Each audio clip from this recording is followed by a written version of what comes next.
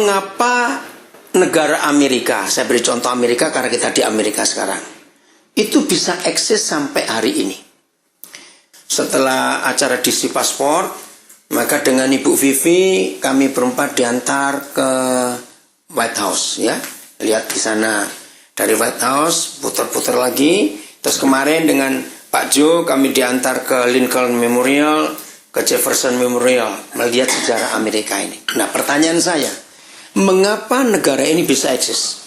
Sudah 200 tahun lebih, ya. 4 Juli 1776. Oke. Kenapa bisa eksis? Karena di uangnya ada dibilang in God we trust. Karena di uangnya dibilang ada tulisan in God we trust. Itu salah satu, tapi bukan intinya. Terima kasih Pak Manik untuk jawabannya. Yang lain, kenapa? Atau mungkin kita nggak cuma bilang Amerika, negara-negara yang lain. Eropa itu negara-negara yang sudah tua. Ya, Belanda contohnya. Ya, kenapa bisa eksis? Kerajaan Inggris, kenapa bisa eksis? Punya konstitusinya kuat. Nah, ini yang penting. Yang mengatur tata bernegara. Iya. Yang menyebabkan negara-negara di dunia eksis itu karena konstitusinya.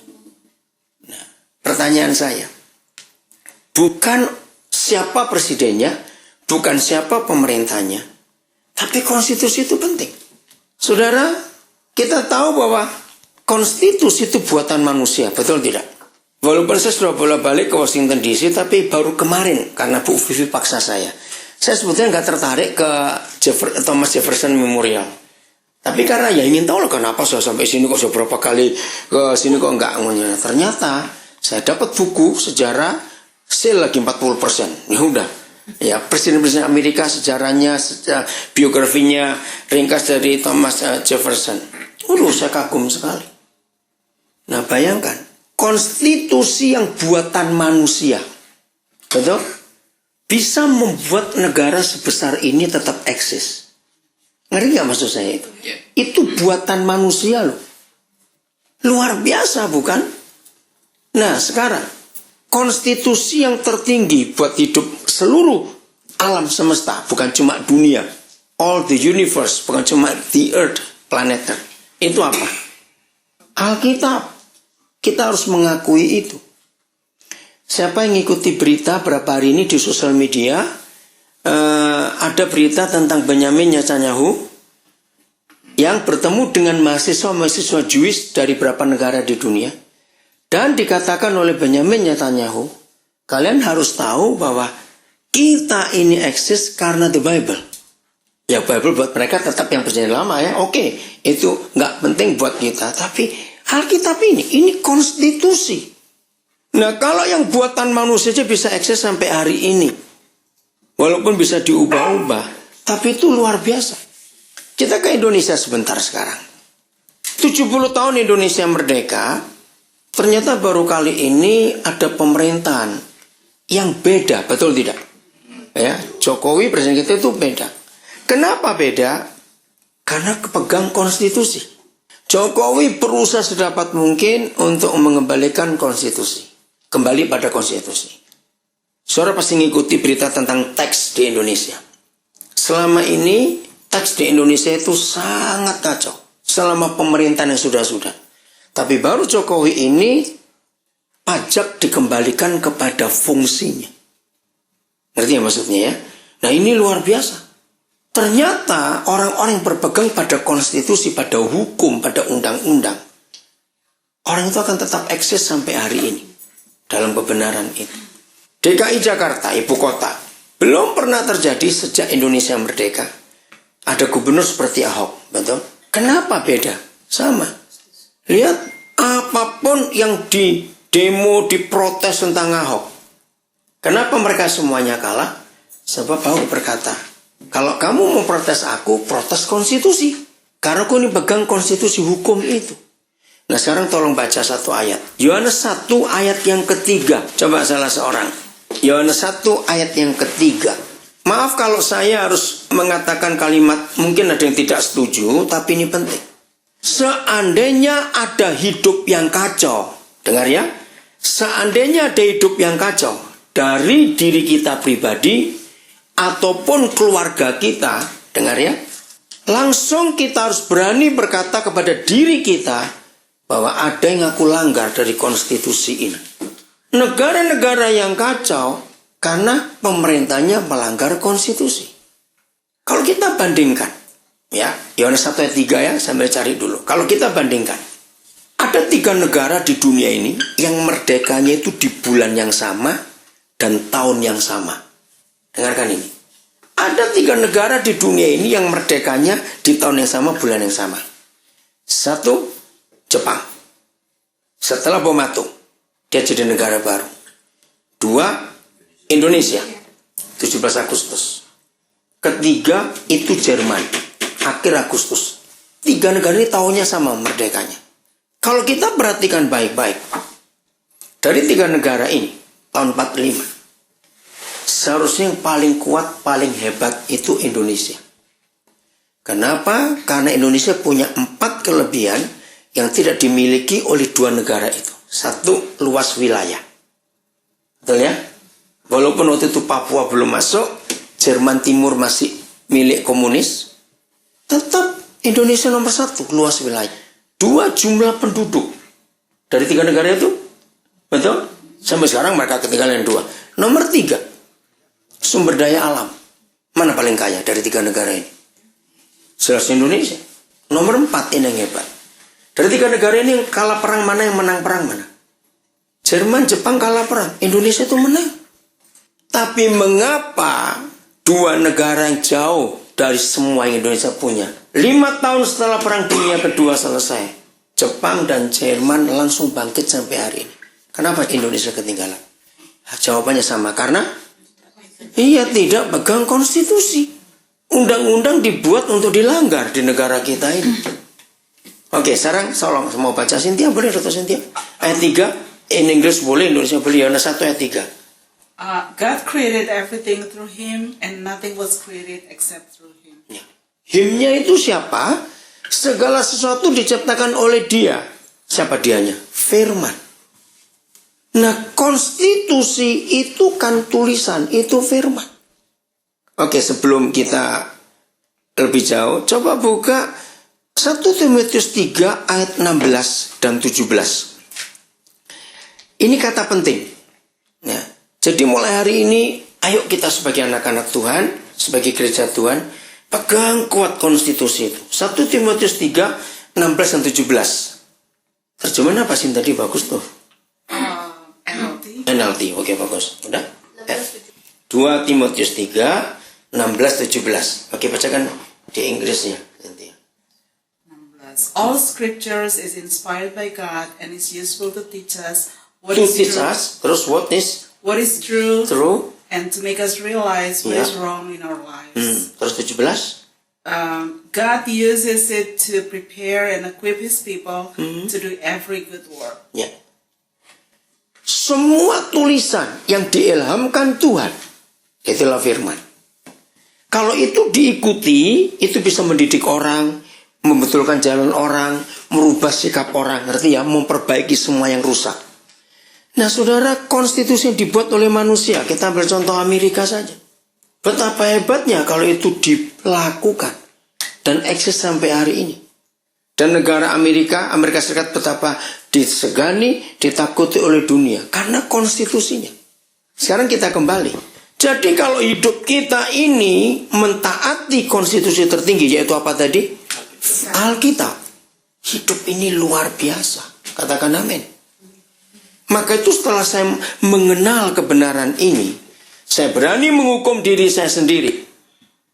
Setiap kali ada kekacauan, ada apa saja, termasuk sakit penyakit, itu karena kita tidak tunduk pada konstitusi. Kita semua tahu dunia kedokteran berkata apa? Penyebab penyakit karena apa? Cuma 2 hal. 1 karena pikiran, 2 karena makanan. Betul tidak? Loh, saya tanya iya atau tidak? Yes. Penyebab orang sakit itu cuma karena 2. Virus dan bakteria itu di luar sebetulnya. Kalau kita pikiran tenang, apa konstitusi yang Tuhan berikan kepada kita? Hati yang gembira adalah obat yang manjur. Ingat itu. Nah, ketika kita tidak selalu bersuka cita, nggak selalu gembira, maka sumsum itu kering, tulangnya kering. Nah kalau sumsumnya kering, berarti pabrik darahnya tutup. Nah kalau orang itu pabrik darahnya tutup, orangnya titik, bukan koma lagi. Ngerti maksudnya? Jadi nggak sehat hidup itu. Kedua, pola makan. Musa adalah orang pertama di dunia. Jadi kalau ada yang nulis setelah Musa, berarti dia nyontoh. Gitu aja. Musa adalah orang pertama di dunia menuliskan apa yang boleh dimakan oleh manusia dan apa yang nggak boleh dimakan. Betul tidak? Nah cuma masalahnya kenapa yang dilarang Tuhan itu enak semua. Itu masalahnya. Tapi itulah aturan. Saya ulangi lagi supaya kita makin yakin. Ada kekacauan di sebuah negara, pasti pemerintahnya tidak tunduk pada konstitusi. Rakyat akan tunduk kepada pemerintah kalau pemerintah tunduk pada konstitusi. Betul tidak? Singapura contohnya negara yang paling dekat dengan kita. Malaysia saja masih jauh lebih baik dalam ketaatannya kepada undang-undang. Betul daripada Indonesia. Yang dulunya sekarang kita berharap ada perubahan betul. Nah seperti itu. Ketika rumah tangga bermasalah. Pengantin baru, keluarga Apono, siap-siap. Dengar. Setiap kali rumah tangga kita bermasalah. Stop, saling nyalakan. Stop. Mari kita dua-dua periksa diri. Aturan mana, undang-undang mana yang aku langgar sampai ada kekacauan seperti ini? Setuju nggak kalau saya katakan kalimat ini? Kalau segala sesuatu diciptakan oleh firman, tanpa firman nggak ada satupun yang telah jadi. Saudara, sungguh luar biasa kasih Tuhan itu. Jadi kalau konstitusi itu kita langgar, pasti kacau. Pasti kacau. Mulai hari ini kita pegang firman Tuhan itu jadi apa saja untuk kehidupan kita. Oke, sampai sini saya beri kesempatan dulu. Ada yang mau bertanya? Silakan. Koden. Ya. Tadi Koden bilang yang segala kekacauan itu yang termasuk sakit penyakit. Ya. Apakah Tuhan juga mengizinkan sakit penyakit untuk memproses? Ya. Kita menegur juga bisa juga. Betul. Mungkin karena pola makan atau pola gaya hidup yang tidak sehat itu bisa menyebabkan. Ya. Pertanyaan. Sendiri ya. Ya, Victor, betul. Kita tahu bahwa semua yang dikehendaki Papa kita itu yang terbaik. Coba baca dulu Yakobus 1 ayat 17. Pertanyaan bagus. Kita akan bahas apa yang saudara Victor ini tanyakan. Yakobus 1, James 1 ayat 17. Whatever is good and perfect is a gift coming down to us from God our Father, who created all the lights in the heavens. Whatever good and perfect. Segala sesuatu yang baik dan yang sempurna itu datangnya dari Bapa di surga. Katakan amin. Yeremia 29 ayat 11 berkata, rancangan-rancangan yang ada padaku menaik kamu adalah rancangan damai sejahtera, bukan rancangan kecelakaan, untuk memberikan kepada kamu hari depan yang penuh harapan. Berarti semua yang baik, semua yang sempurna datang dari Papa. Kalau ada yang jelek, berarti dari si jahat. Walaupun Papa kita bisa pakai peristiwa itu untuk mendidik kita. Tapi sebetulnya kalau kita hidup menuruti konstitusinya, dia nggak perlu pakai cara itu. Setuju saya ngomong ini, saudara? Ya, entah saya ulangi lagi. Di rumah kita ada aturan. Tapi kalau anak-anak menuruti aturan, perlu nggak hukuman dikerjakan? Nah, itu dia. Walaupun Papa menyediakan hukuman bagi yang salah, tapi jangan pakai hukuman itu. Kalau kita mau nurut, kenapa harus dihukum? Kenapa harus milih dihukum? Ngerti maksud saya? Ini yang kita harus jaga dalam hidup kita. Semua. Ada perang waktu George Bush yang kedua, ya, perang Teluk, perang apa terus nggak habis-habis itu, ya jelas kesalahan kenapa harus perang. Ya. Dan itu pilihan. Padahal dalam konstitusi, ingat, harus berdamai dengan semua orang. Betul gitu kan? Salah satu bunyi konstitusi Amerika ini, kenapa dia harus perang? Nah, itu contohnya. Tapi Tuhan tetap bisa buat baik, karena ada orang-orang berdoa di negara ini. Oke. Yesaya 48 ayat 17. Siapa Papa kita? Ya, Papa kita bukan cuma penyembuh, penolong, pemberi berkat. Enggak cuma itu. Ini ada dua bagian lagi yang kita harus kenal. Siapa Papa kita? Yesaya 48 ayat 17. This is what the Lord says, your Redeemer, the Holy One of Israel. I am the Lord of your God, who teaches you Nah ini, yang mengajar kamu, who teaches you, yang mengajar kamu terus, what is good for you, nah, diajarkan yang baik untuk kita, terus, and leads you along the path you should follow. dan yang menuntun kamu di jalan yang harus kau tempuh.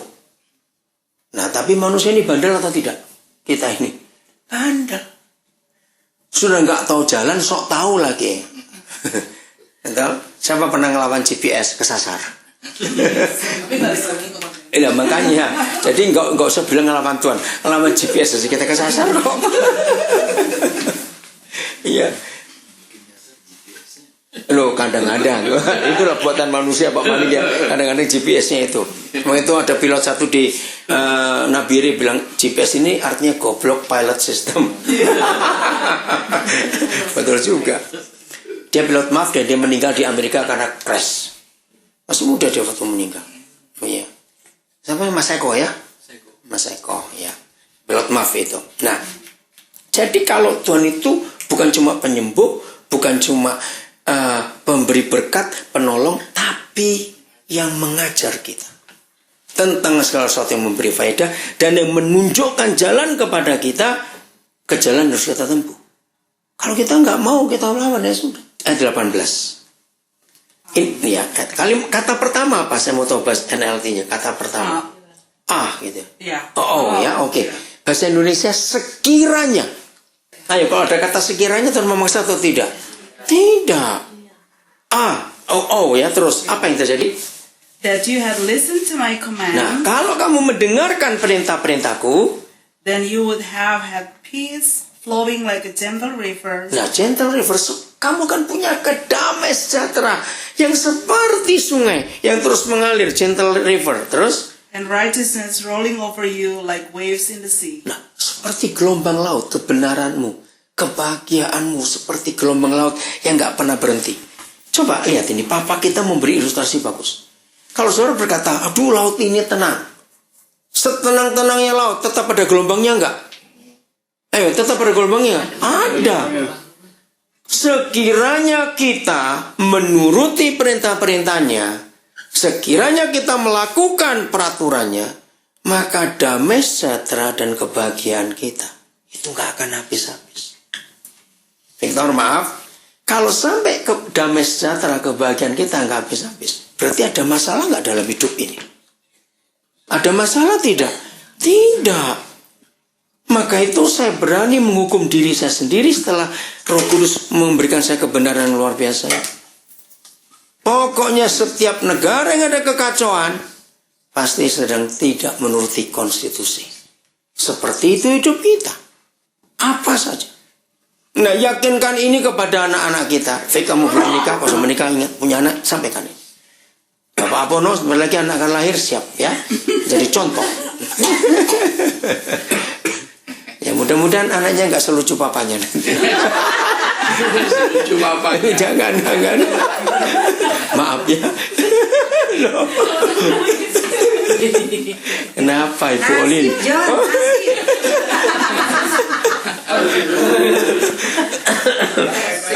Ya baik ya, oke. Nah, saudara, jadi ini yang Tuhan berikan kepada kita. Maaf saya berkata, hal apa yang paling sering kita langgar dalam konstitusi ini? Kecil ini sebetulnya, tapi ini bahasa besar. Saya beri contoh begini. Sejak saya mengerti kebenaran ini, setiap kali saya diminta untuk mimpin rapat, baik itu dalam gereja ataupun dalam yayasan-yayasan pelayanan Kristen, ya, permintaan saya pertama kali cuma satu. Saya tanya gini pada mereka. Dalam persidangan ini kita mau pakai undang-undang yang mana? Alkitab atau anggaran dasar, anggaran rumah tangga organisasi? Kan begitu, bukan setiap organisasi ada ADART-nya, bukan? Rata-rata jawaban mereka ya pakai dua-dua. Saya bilang nggak bisa. Kalau saudara-saudara ingin menggunakan dua itu, saya nggak mau memimpin rapat ini. Pertanyaan saya cuma gini, mana yang lebih tinggi otoritasnya? Alkitab atau ADART, anggaran dasar, anggaran rumah tangga? Mana lebih tinggi otoritasnya? Ya jelas Alkitab. Ya sudah saya bilang. Kenapa mesti pakai tambahan lagi? Yang kedua saya bilang, maaf. Yang tertulis ini sudah ribuan tahun ini. Belum semua kita lakukan. Sombong betul kita. Nambahi buatan kita sendiri lagi. Loh betul tidak saudara? Nah di dalam semua persidangan rapat-rapat itu, tiap kali ada perdebatan bantahan, saya cuma tunjukkan, ini konstitusinya. Siapa berani melanggar, demo Tuhan sekarang. Loh betul nggak yang nulis dia kok. Jangan demo saya. Oh, ngerti nggak ini maksudnya saudara? Ini penting sekali. Coba baca satu kalimat penting. Bukan dalam satu ayat. Galatia 5 ayat 23. Tapi kalimat terakhir. Galatia 5 ayat 23. Kalimat terakhir. Nah kita harusnya begini. Misalnya, pemerintah Inggris datang ke Amerika Serikat. Walaupun konstitusi Inggris jauh lebih tua daripada Amerika Serikat. Betul tidak? Mau nggak pemerintah Amerika Serikat tunduk dan pakai konstitusi Inggris? Walaupun lebih tua, mau tidak? Tidak dong. Nah seperti itu. Kalau kita ini urusan dengan Papa di surga, pakailah konstitusinya. Jangan ini buatan kita sendiri. Setuju saya ngomong ini saudara? Nah maka itu, maaf saya berkata, setiap gereja yang ada kekacauan, sama jawabannya. Karena pakai konstitusi buatan manusia. Udah kalimat terakhir dulu ayat 23. There is no law Nah, there is no law. Terus? against these things. Nah. There is no law against these things.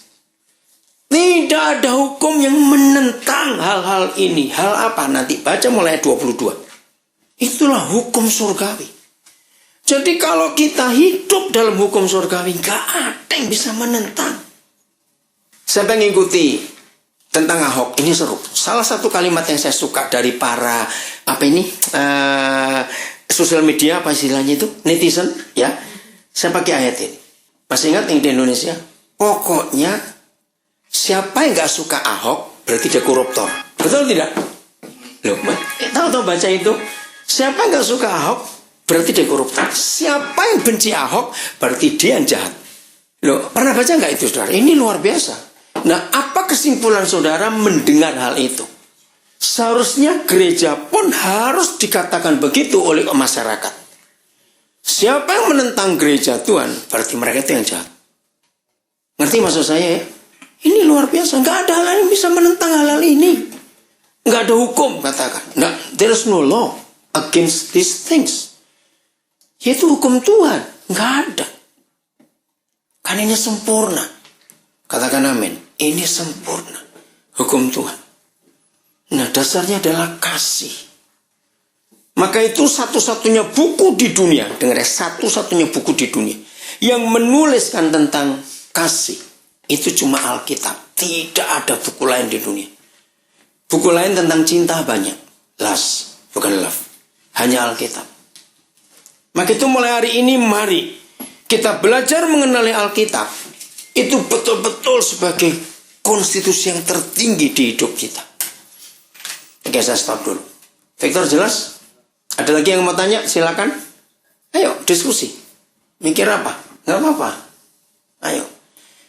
Maaf, izinkan saya berkata kalimat ini. Saya bisa buktikan.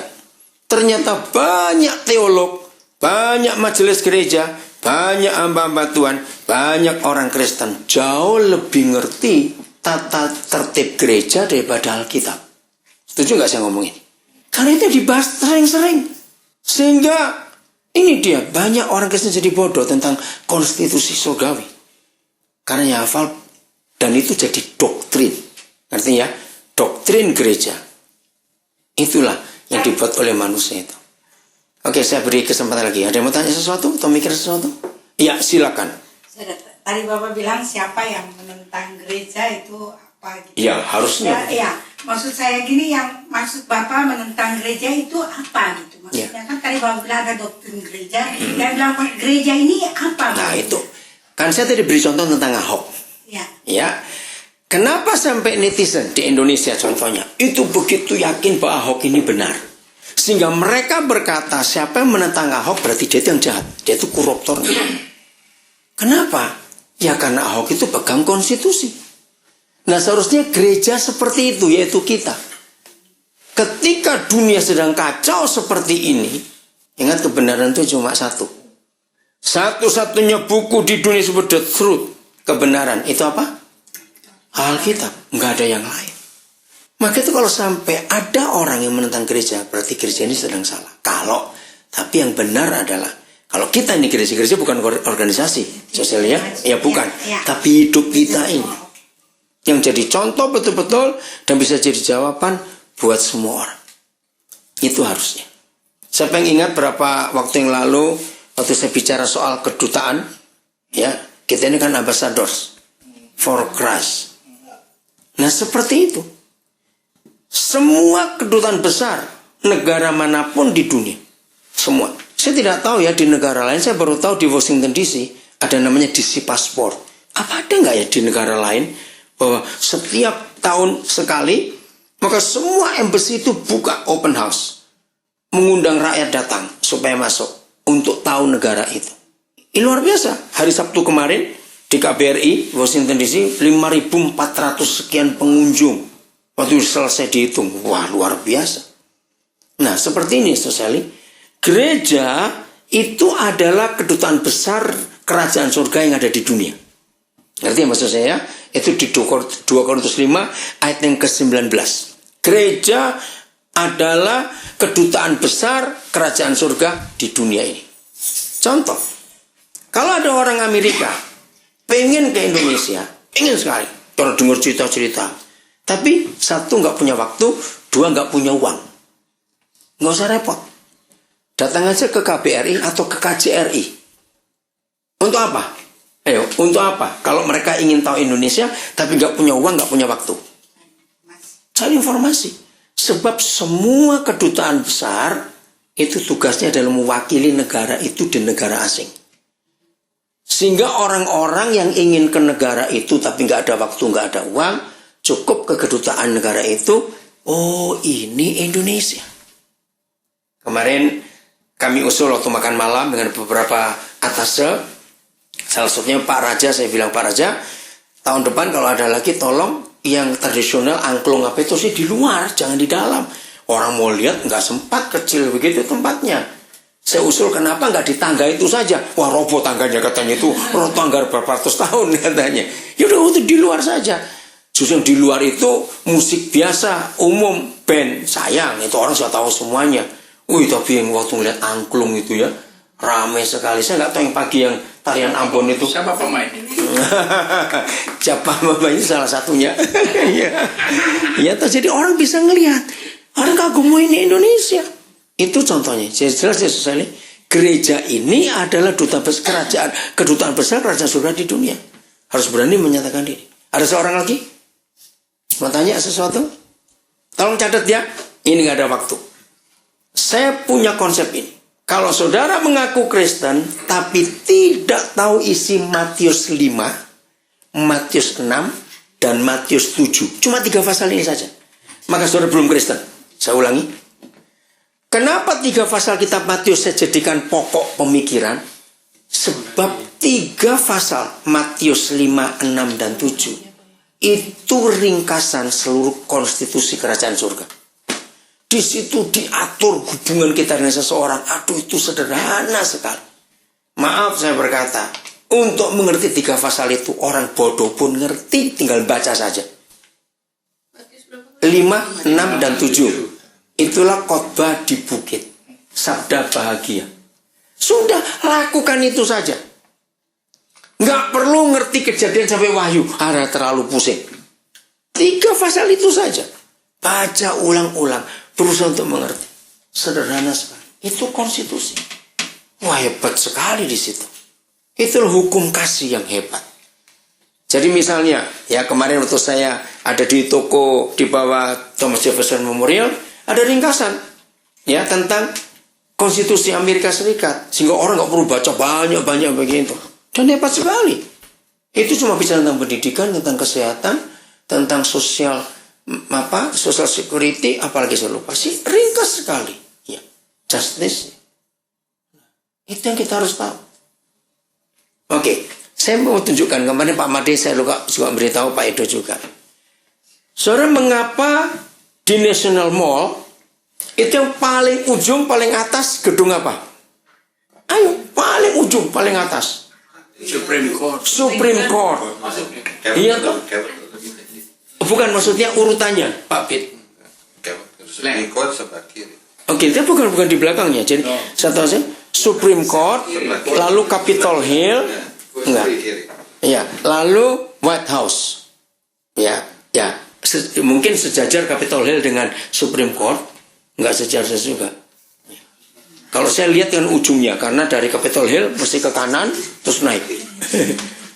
Coba saudara buka Yesaya 33 ayat 22.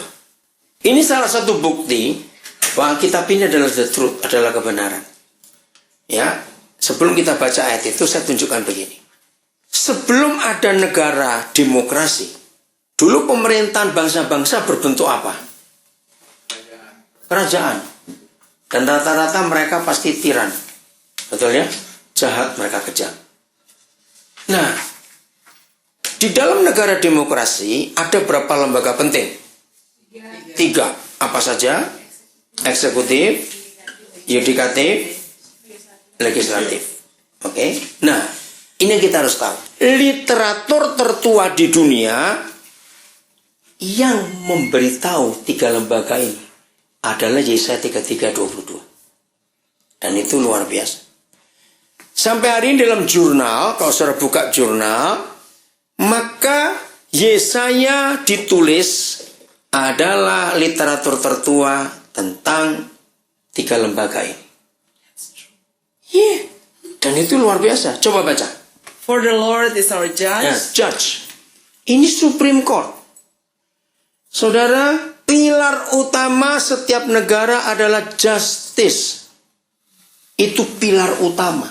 Maka itu negara yang gak ada justice, gak ada keadilan, pasti chaos, pasti kacau. The Lord is our judge. Ini yudikatif. Begitu saya lihat di atasnya Capitol Hill, Supreme Court. Terus. Kedua. Our lawgivers. Nah, lawgiver. Itu Senat. Itu DPR. Legislatifnya.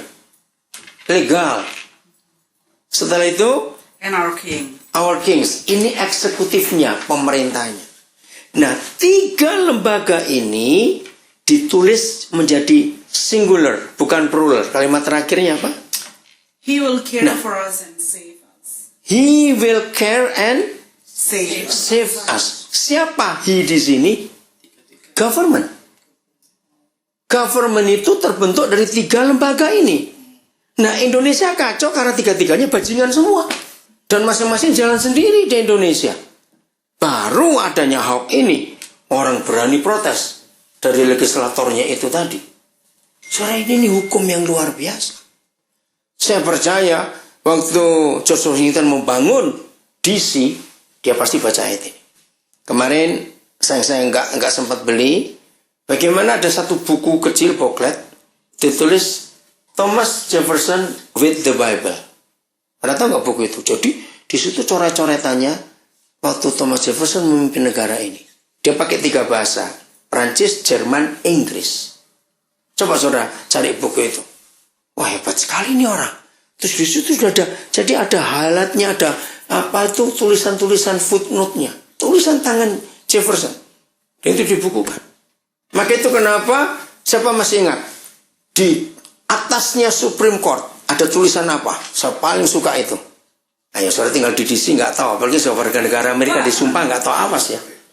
Supreme Court ada tulisan equal justice under law. Jadi istilahnya presiden nggak bisa macam-macam karena ada Capitol Hill. White House nggak bisa macam-macam karena ada Capitol Hill. Tapi Capitol Hill nggak bisa macam-macam karena ada lagi yang di atasnya. Supreme Court. Supreme Court tidak bisa macam-macam karena ada konstitusi. Nah, ini yang gereja salah. Ketika the highest constitution nggak dipegang karena buat aturan tambahan, jadi rusak. Lalu kalau gereja Katolik yang 2000 tahun keluarkan tambahan dari Vatikan. hanya itu. Atau gereja Presbyterian yang punya Book of Order yang kita semua ikuti kalau kita jadi anggota Presbyterian Church, itu salah atau Salah. kita setuju? Oh, enggak setuju. Oke, enggak apa-apa Pak Pit. Iya. Itu tidak salah, itu Iya. gereja itu sebagai organisasi Iya. perlu aturan. Aturan betul. Tapi harusnya Alkitab yang lebih Dalam tinggi. Book of Order itu jelas bahwa Alkitab itu ada. Iya. Betul. Tapi maksud saya begini, Dan gereja Presbyterian itu mempengaruhi yang lain-lain lagi. yang aturan Amerika yang tripartite Waktu itu, iya. asal dari gereja Presbyterian. Betul. Kalau nggak ada itu tidak bisa. Maka itu Jadi, gini. kenapa bilang tidak betul? Begini. Book of Order itu Iya. tidak betul. Kalau ada Alkitab yang lebih tinggi, kenapa kita harus pakai tambahan lagi? Karena itu tidak lengkap untuk atur peraturan sehari-hari untuk orang urus. Misalnya Oh. bagaimana majelis dipilih, bagaimana pendeta itu ditentukan. Iya. Itu semua ada di Alkitab. Semuanya lengkap. Itu dia. Maka ini kesalahan kita manusia, kita nambahi sendiri lagi. Oke. Terima kasih untuk masukan Pak Pit. Betul, saya terima. Jadi ayo kita kembali kepada yang tertinggi. Maka itu kenapa tadi dari awal saya baca dulu Yohanes 1 ayat 3. Tanpa firman tidak ada apa-apa yang terjadi. Jadi kalau kita betul-betul taat pada konstitusi, ya sudah, kerjakan itu dalam hidup kita. Karena itu yang tertinggi dalam hidup kita, yaitu Alkitab. Maka itu dalam kitab Wahyu dikatakan tidak perlu ditambahi, nggak perlu dikurangi. Masih ingat ayat itu ya? Nggak perlu tambah, nggak perlu dikurangi.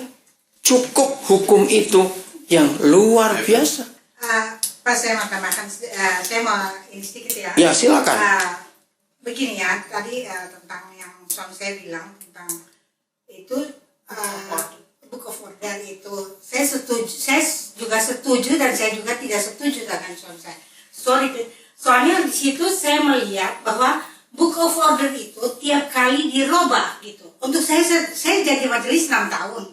Saya melihat di situ bahwa satu yang untuk gereja itu yang selalu dirubah gitu. Itu yang saya tidak mengerti. Book of Order tidak dirubah, tapi ada pendeta yang Tambahan Iya, lagi ya. itu yang bawa Iya. pendeta. Book of Order tetap, tapi ada pendeta yang salah menggunakan Book Iya, of Order itulah untuk yang- kepentingan Iya. sendiri. Iya, Itu begini. Itu bukan Book of Order. Yang maksudnya Pak Pit betul. Pendeta yang mimpin saat Iya. itu buat aturan untuk Iya, itu. untuk kepentingan diri sendiri. Betul itu Pak Pit. Ini yang jadi salah. Maka itu ketika konstitusi tidak dilakukan baik-baik, tapi demi keuntungan sendiri. Lihat Indonesia. Setelah Pak Harto turun, DPR itu berapa kali mengubah amandemen, atau kata amandemen ya. Nah ini rusaknya Indonesia karena dibuat amandemen. Nah apa tujuan amandemen? Bukan, tujuannya keuntungan partai yang duduk di situ. Maka itu Ahok tidak mau tunduk kepada partai karena kepentingannya beda. Betul Pak Pit, ada pendeta bisa merubah sesuai keinginannya. Iya, betul. Konstitusi Amerika terdiri dari beberapa amandemen. Iya, sesuai kebutuhannya. Ya, Iya. jadi amandemen tidak bisa dibilang amandemen itu salah. Enggak, saya enggak berkata amandemen salah. Iya. Kalau masyarakat dengan cara demokratis pilih untuk Berubah. Iya. itu berlaku. Betul. Maka itu hukum Tuhan ini katakan tadi Galatia 5 ayat 23, tidak ada hukum yang bisa meniadakannya, mengalahkannya. Itu luar biasa. Jadi mulai hari ini, ayo dalam hidup kita, konsep kita, pemikiran kita, hati kita, semuanya kita arahkan kepada firman Tuhan ini. Semua gereja punya Book of Order, semua di dunia ini. Nah, itu yang dibuat oleh para pemimpin pada saat itu. Dan itu yang bisa diubah-ubah. Nah, itu bisa amandemen. Sekarang kalau kita lihat Alkitab, siapa bisa mengamandemen Alkitab? Ngerti maksudnya ya? Itu Tuhan sendiri yang sudah menetapkannya.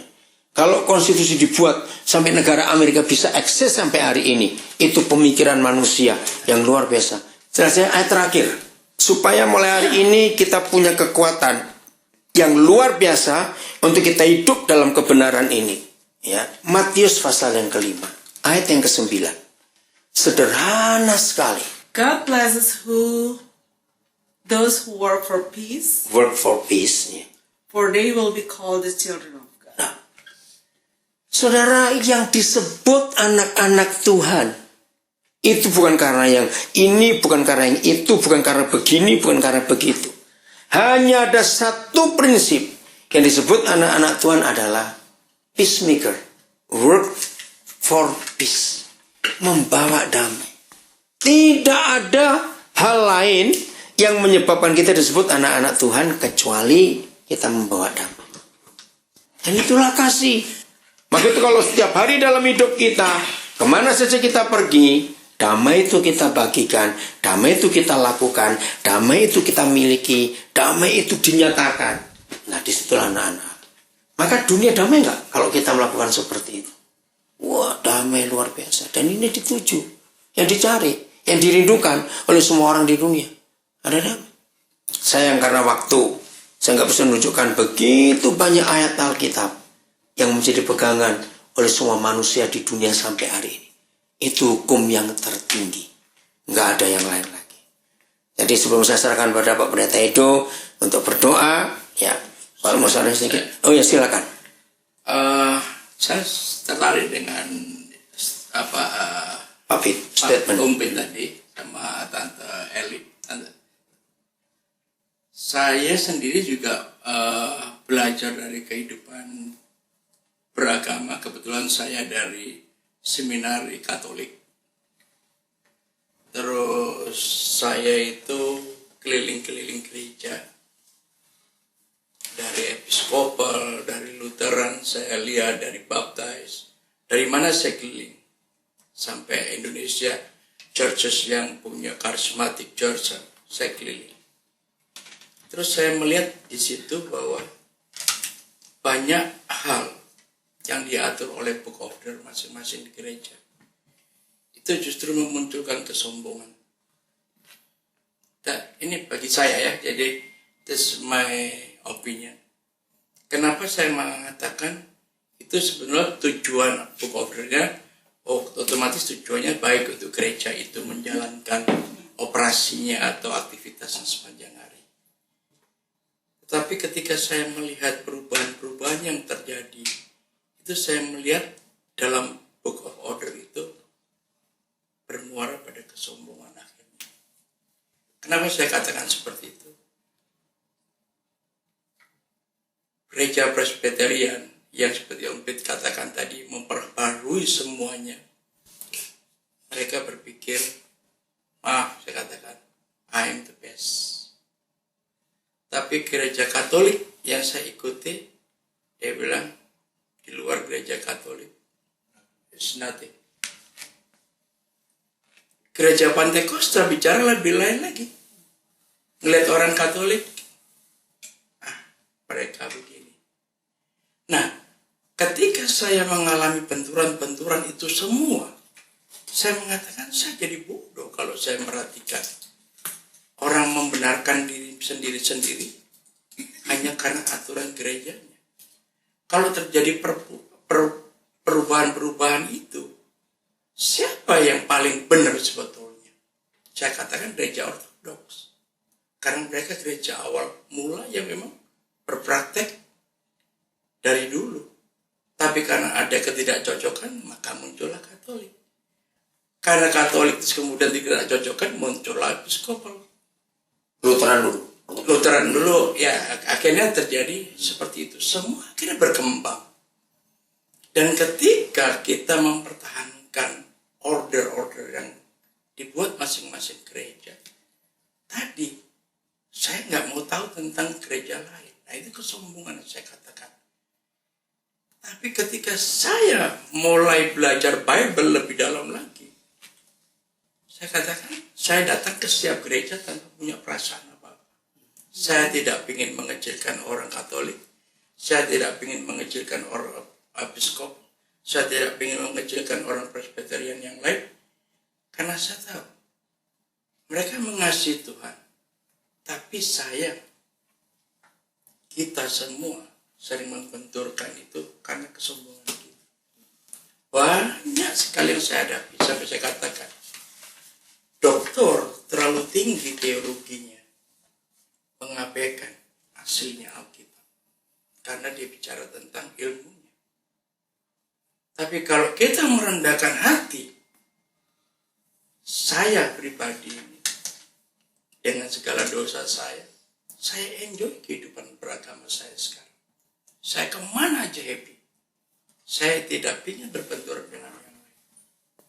Nah, itulah yang saya katakan, back to the Bible is my final choice for me. Jadi saya kemana aja happy.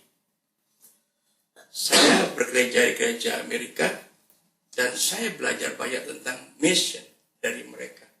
Dan saya juga happy sekali saya melihat karena konsep mereka memberkati. Dan bagi saya, ketika kita melihat orang dalam kondisi yang harus perlu pertolongan dan kita tolong, itu adalah kebahagiaan. Nah, makanya saya senang dengan pelayanan homeless. Saya suka dengan misi-misi. Saya suka itu karena saya merasa itu pilihan yang diajarkan oleh Bible. Hanya ini, this is my opinion, I just sharing what in my head. Cuman itu, saya nggak mempengaruhi satu gereja. I don't do judgment, enggak. Karena saya mencintai semuanya. Karena kita tujuannya sama satu, melayani Tuhan lewat manusia, serving God by serving people. Tanpa kita serving people, then God never recognize us. Nggak pernah tahu siapa kamu. Ketika aku kehausan, kamu tidak peduli dengan saya. Ketika saudaraku perlu baju, kamu tidak peduli dengan saya. Dan kamu bilang, Tuhan, aku yang memberi persembahan terbesar. I don't know who you are. Because when I just need a small, just a drip of water, you never ask. Nah, itu yang saya katakan. Saya balik ke Bible. Kalau Tuhan perintahkan itu dia, saya tidak bicara saya, I am the holy man atau I am the good man. No, I just follow the way that God give me direction. Nah, itu posisi saya sekarang. Makanya saya belajar banyak, bersyukur pada waktu saya di gereja Katolik, saya di seminari Katolik, saya menerima banyak sekali yang namanya disiplin. Belajar pagi, doa pagi, disiplin. Sekolah harus bagus, teologi harus bagus, semuanya bagus. Harus masak sendiri, apa segala macam. Ternyata ada sesuatu yang saya pelajari lebih dari situ, gereja Katolik. Tapi ada doktrin-doktrin dari gereja Katolik yang tidak sesuai dengan gereja lain. Finally, saya pelajari semuanya. Because kesombongan masing-masing gereja yang menjadikan kita terpisah-pisah dari kondisi itu. Hanya sharing seperti itu. Jadi saya tidak pernah menyalahkan seperti itu. As long as we back to the Bible. Thank you. Ya. Jadi intinya berdamai. Itu adalah ciri anak Tuhan. Artinya bisa menerima semua orang. Katakan amin. Amen. Tuhan Yesus datang ke dunia sebagai the Prince of Peace, sebagai Raja Damai, karena dia bisa menerima semua orang. Maka itu kita nggak boleh mengkotak-kotakan dengan prinsip ini. Oke. Jelas ya? Tuhan memberkati kita semuanya. Terima kasih waktu.